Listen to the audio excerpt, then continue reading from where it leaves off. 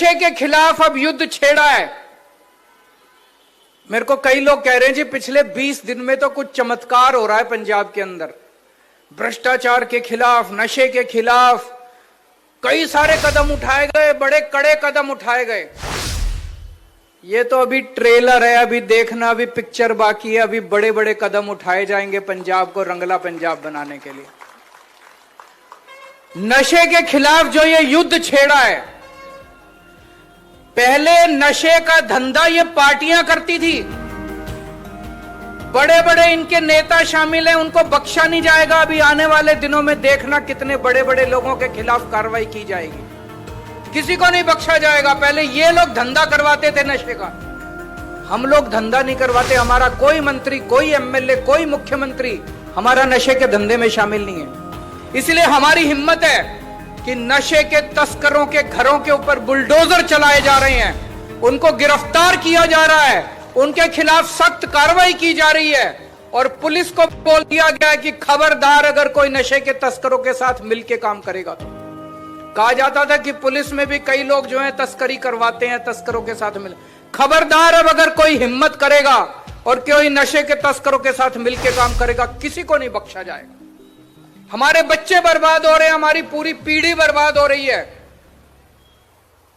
पाकिस्तान से आता है ये सारा नशा, वहां से ड्रोन आते हैं, वो बॉर्डर के ऊपर पैकेट फेंक के जाते हैं और वहां से हमारे बच्चे उसको पकड़ के, हमारे नशे के तस्कर उनको पकड़ के और उसको पूरे पंजाब में डिस्ट्रीब्यूट करते हैं। अब जब से यह कार्रवाई शुरू की है, कड़ी कार्रवाई शुरू की है, पाकिस्तान भी बुरी तरह से छटपटा रहा है। अब जब उनका ड्रोन आके फेंक के जाता है, कोई उठाने वाला नहीं मिल रहा उनको, पाकिस्तानियों को कोई नशा बेचने वाला नहीं मिल रहा। आपका सहयोग चाहिए। अब जब तक 3 करोड़ पंजाबी इकट्ठे होके नशे के खिलाफ आवाज बुलंद नहीं करेंगे, हम अकेले सरकार नहीं कर पाएंगे।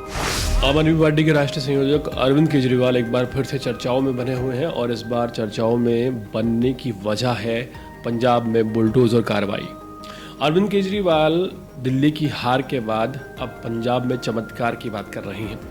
अरविंद केजरीवाल पूरी तरह से बदल चुके हैं।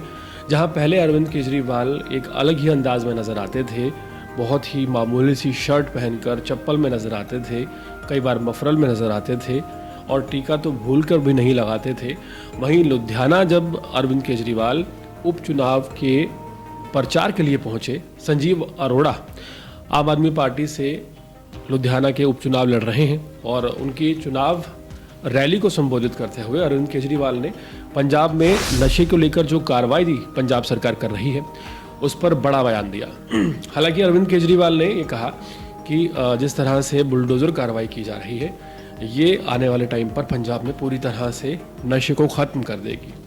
नशा ख़त्म होगा या नहीं होगा ये सवाल दूसरा है, लेकिन पहला सवाल ये है कि अरविंद केजरीवाल जब पंजाब में वोट मांगने के लिए गए थे, उस वक्त उन्होंने कहा था कि पंजाब में अगर सरकार आम आदमी पार्टी की आती है तो 3 महीने में नशा ख़त्म कर दिया जाएगा। सवाल ये है कि आखिर 3 साल क्यों लग गए। सवाल बड़ा ये भी है कि अरविंद केजरीवाल ने जब नशा खत्म करने की बात कही थी उस वक्त वो पूरी तरह से इस मामले को भूल चुके थे, लेकिन दिल्ली की हार के बाद पंजाब में चमत्कार की बात करते हुए अरविंद केजरीवाल यहाँ पर देखे जा सकते हैं।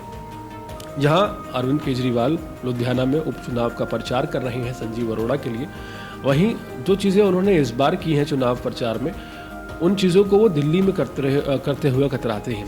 मसलन माथे पर टीका लगाना अरविंद केजरीवाल का सबको आश्चर्यचकित कर रहा है। इससे पहले वो दिल्ली में कभी भी चुनाव प्रचार के दौरान माथे पर तिलक लगाकर निकले हुए नज़र नहीं आए हैं। दूसरी बात, उन्होंने पाकिस्तान को टारगेट किया और पाकिस्तान को पंजाब में बढ़ रहे नशे के खिलाफ बताया। ऐसा करते हुए वो कभी भी नज़र नहीं आए हैं। और तीसरी चीज़ जो है अरविंद केजरीवाल ने की वो है बुलडोज़र कार्रवाई। जिस तरह से उत्तर प्रदेश में योगी आदित्यनाथ की सरकार करती है, इस तरह से माफिया पर और नशा तस्कर पर बुलडोज़र की कार्रवाई अरविंद केजरीवाल की सरकार ताबड़तोड़ करती हुई नजर आ रही है। आम आदमी पार्टी ने कई नशा तस्करों के घरों पर बुलडोज़र चलाया है, इस बात में कोई दो राय नहीं है। और अरविंद केजरीवाल ने साफ तौर पर कहा है कि ये एक ट्रेलर है, पिक्चर अभी बाकी है मेरे दोस्त। दरअसल अरविंद केजरीवाल जिस वक्त ये भाषण लुधियाना में दे रहे थे, उस वक्त उन्होंने कुछ खास बातें कही जो पहली बात उन्होंने मेंशन की वो ये कि जो नशा तस्कर हैं उनके साथ मिलकर पंजाब के कई पुलिस अधिकारी भी नशा तस्करी को बढ़ावा दे रहे हैं और ऐसे में अरविंद केजरीवाल उनको सख्त चेतावनी देते हुए यहाँ पर दिखाई दिए। उन्होंने कहा कि किसी को भी बख्शा नहीं जाएगा। हमें सुनने में आया है कि पंजाब पुलिस के कुछ लोग नशा तस्करों के साथ मिले हुए हैं, उनके खिलाफ भी कार्रवाई की जाएगी। सवाल ये है कि आखिर 3 साल बाद अरविंद केजरीवाल को यह बात कैसे पता चली, और अगर पता चल गई तो 3 साल तक आम आदमी पार्टी की सरकार पंजाब में क्या कर रही थी? क्या ये पंजाब में उस वक्त किया जा रहा है जब दिल्ली की एक हार की बड़ी ठोकर आम आदमी पार्टी को लगी है?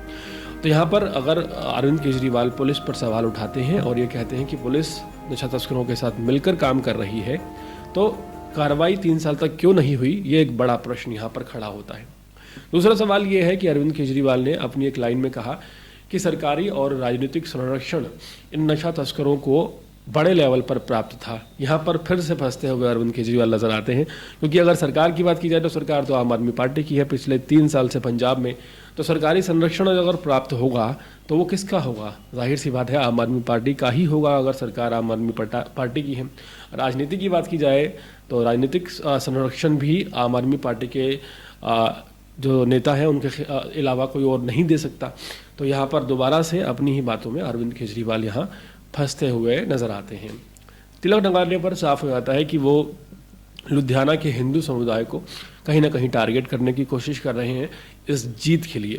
केजरीवाल ये भी कहते हुए नजर आए कि पिक्चर अभी बाकी है और पंजाब में बड़े लेवल पर बेहतरीन काम कर दिखाया जाएगा। कोई दो राय नहीं है कि अरविंद केजरीवाल जिस तरह की बुलडोज़र कार्रवाई कर रहे हैं पंजाब में नशा तस्करों के ऊपर, ये बहुत ज़रूरी थी और ये बहुत पहले हो जानी चाहिए थी। सवाल ये है कि इसको करने में इतना समय क्यों लगा। दूसरा सवाल ये है कि अरविंद केजरीवाल की अंतरात्मा क्या विपाशना में लौटने के बाद जाग गई है? क्या दिल्ली की हार के बाद अरविंद केजरीवाल को इस बात का रियलाइजेशन हो चुका है कि अब जनता के लिए काम कर दिखाना ही होगा और दूसरा कोई विकल्प उनके पास नहीं बचा है?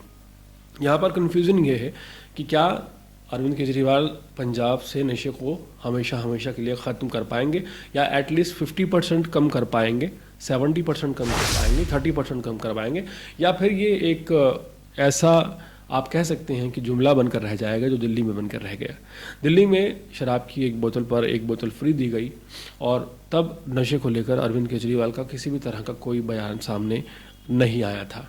पंजाब को लेकर तमाम तरह के बड़े बड़े दावे अरविंद केजरीवाल उस वक्त करते हुए नजर आ रहे हैं जिस वक्त उन्हें सिर्फ एक सीट जीतनी है, जो कि लुधियाना विधानसभा क्षेत्र की है। लुधियाना विधानसभा क्षेत्र में उपचुनाव के दौरान अरविंद केजरीवाल पूरी जान झोंकते हुए नजर आ रहे हैं और इस बात में कोई दो राय नहीं है कि लुधियाना का ये एक सीट का चुनाव जीतना हाल फिलहाल आम आदमी पार्टी के अस्तित्व को बचाने के लिए और आम आदमी पार्टी के लिए बहुत ज़्यादा ज़रूरी है। अगर किसी भी तरह से अरविंद केजरीवाल लुधियाना की ये सीट हार जाते हैं तो ये साफ इंडिकेशन होगा कि आने वाले पंजाब के विधानसभा चुनावों में आम आदमी पार्टी पंजाब से भी अपना सूपड़ा साफ करवा लेगी। दो बातें यहाँ पर क्लियर होती हैं। एक ये कि दिल्ली की हार ने अरविंद केजरीवाल को पंजाब में चमत्कार करने पर विवश कर दिया है, और दूसरी बात यह है कि अगर अरविंद केजरीवाल अब पंजाब में काम नहीं करते हैं तो उनकी पार्टी का पूरा अस्तित्व जड़ से ख़त्म होने के पूरे चांसेस बन रहे हैं। तो ऐसे में फ़ायदा किसका हो रहा है? फ़ायदा सिर्फ और सिर्फ पंजाब की जनता का हो सकता है। अगर पंजाब से नशा ख़त्म होता है इस लहर में, इस लहर को मैं इसलिए कह रहा हूँ कि अगर पंजाब के इस चुनाव से पहले अरविंद केजरीवाल की पार्टी काम कर जाती है और पंजाब से नशा ख़त्म कर देती है तो ये एक अच्छी पहल होगी और इसी तर्ज पर शायद आम आदमी पार्टी को दूसरा मौका भी मिल सकता है।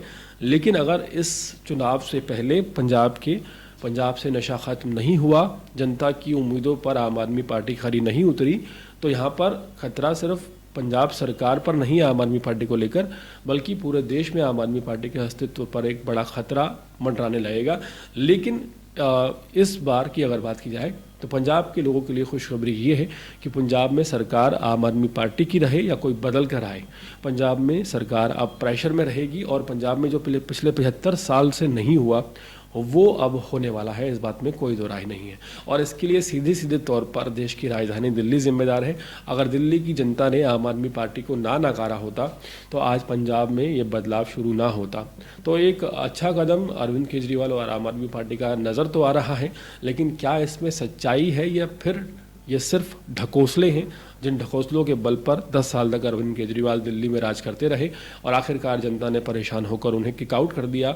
ये तो आने वाला समय ही बताएगा। पूरे मामले पर आपकी राय क्या है, कमेंट सेक्शन में हमें ज़रूर बताएं और इसी तरह के अपडेट जुड़ने के लिए देखते रहिए अर्पण न्यूज़। बहुत बहुत शुक्रिया।